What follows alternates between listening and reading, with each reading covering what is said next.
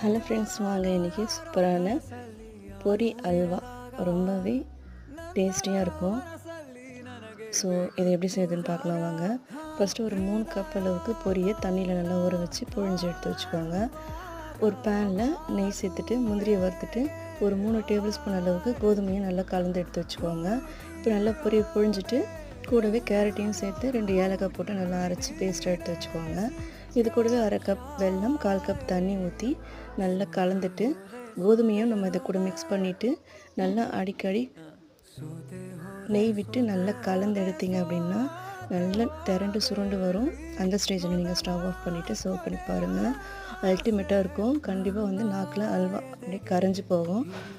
So cheap and பெஸ்ட்டாக இந்த அல்வாவை கண்டிப்பாக ட்ரை பண்ணி பாருங்கள். வீடியோ பிடிச்சிருந்தால் லைக் பண்ணுங்கள், ஷேர் பண்ணுங்கள், சப்ஸ்கிரைப் பண்ணிக்கோங்க. தேங்க்ஸ் ஃபார் வாட்சிங்.